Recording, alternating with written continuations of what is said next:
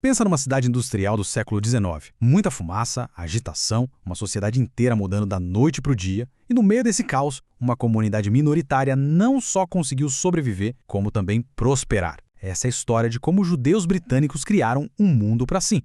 A grande questão que a gente vai investigar aqui é como eles conseguiram. Como, contra todas as expectativas, eles criaram laços tão fortes que permitiram que eles navegassem por um dos períodos mais agitados da história. É isso que a gente vai descobrir. Bom, para começar, a gente precisa quebrar algumas ideias que talvez já existam sobre o assunto. A história dos imigrantes na era vitoriana muitas vezes é contada de um jeito bem sombrio.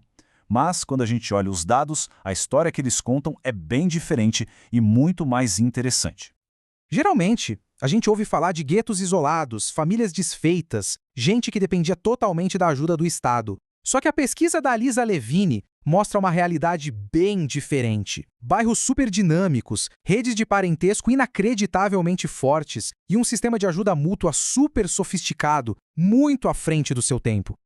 E você pode se perguntar, de onde a gente tira tudo isso? Bom, esta análise é baseada em fatos, em dados concretos. O nosso guia é o Anglo Jewish Database, um verdadeiro tesouro de informações do censo de 1851. É ele que nos permite ir além das histórias soltas e olhar para a vida dessas pessoas de perto, família por família. Então, vamos começar pela base de qualquer comunidade, a família, ou melhor, o domicílio. E é aqui que os números já começam a nos surpreender bastante. 7. Esse era o número médio de pessoas em um domicílio judeu em Liverpool lá em 1851.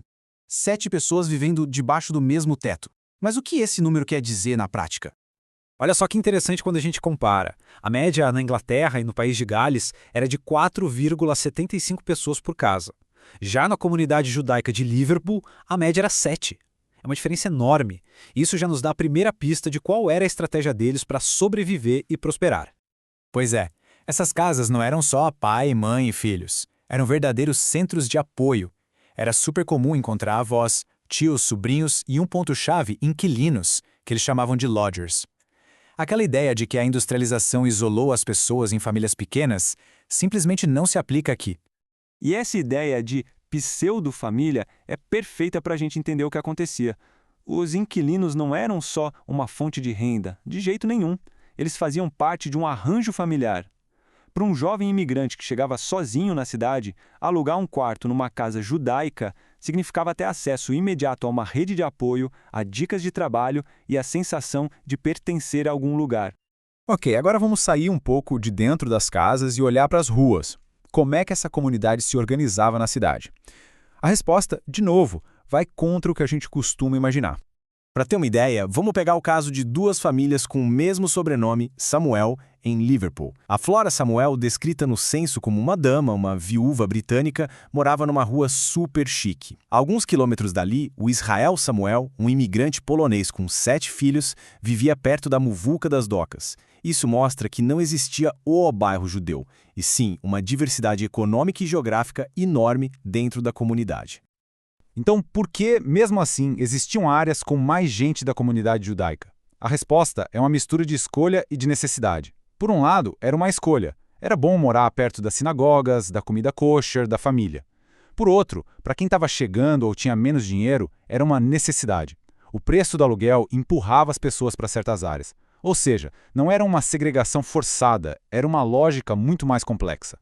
E o mais importante, esses bairros não eram lugares fixos, parados no tempo. A mobilidade era total. A família Joseph, por exemplo, teve filhos que nasceram em Bristol, em Nova York e em Liverpool. A vida deles era um constante ir e vir, conectando comunidades e quebrando totalmente aquela imagem de guetos fechados e isolados. Ok, a gente já viu a força da família e do bairro. Agora, vamos subir um nível e olhar para as instituições que a comunidade criou para cuidar de si mesma. E aqui estava o grande desafio dos líderes da comunidade. De um lado, você tinha famílias com uma riqueza absurda.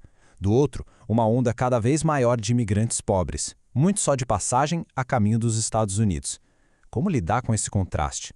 A solução foi a criação dos chamados Boards of Guardians, os conselhos de guardiões, e o sistema deles era incrivelmente moderno. Primeiro, eles investigavam cada caso com visitas em casa. Depois, um comitê discutia tudo para garantir que a decisão fosse justa. A ajuda podia vir como empréstimo, dinheiro, comida, assistência médica e, o mais importante, o foco era capacitar a pessoa, usar o dinheiro para financiar cursos de aprendizagem e até passagens para emigrar. O objetivo era a autossuficiência. Era basicamente o serviço social, antes mesmo de o termo existir. E essa organização toda deu à comunidade uma voz muito poderosa. Eles não se fecharam para o Estado. Pelo contrário, eles negociaram com ele. Um exemplo incrível é como eles conseguiram garantir comida kosher e o respeito ao sábado para os judeus que acabavam nos asilos públicos da época, as workhouses. Eles estavam ali, defendendo seus direitos como cidadãos. Então, o que tudo isso quer dizer? Casas cheias e solidárias, bairros que se apoiavam, instituições super organizadas. Vamos juntar todas essas peças para ver a imagem que se forma no final. A criação de uma identidade completamente nova. Para entender o que estava acontecendo, a gente precisa ter em mente a diferença entre duas palavras: assimilação e aculturação. Assimilação é quando uma minoria meio que desaparece na cultura maior. Mas a aculturação, que foi o que aconteceu aqui, é diferente. É um processo de adaptação, em que se aprende a viver e ter sucesso na cultura dominante, mas sem perder a própria identidade.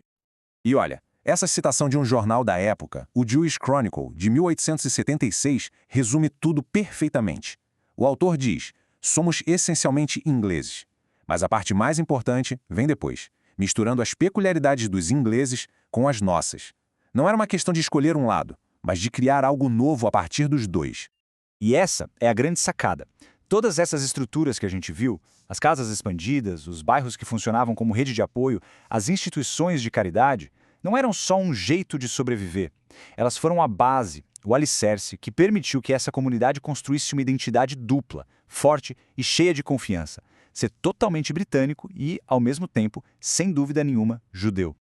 E tudo isso nos deixa com uma pergunta muito atual. A história dos judeus na era vitoriana é um modelo fascinante de integração. Fica a reflexão: como é que as comunidades hoje, no mundo todo, lidam com esse desafio de manter suas tradições e, ao mesmo tempo, construir uma identidade nacional que inclua todo mundo?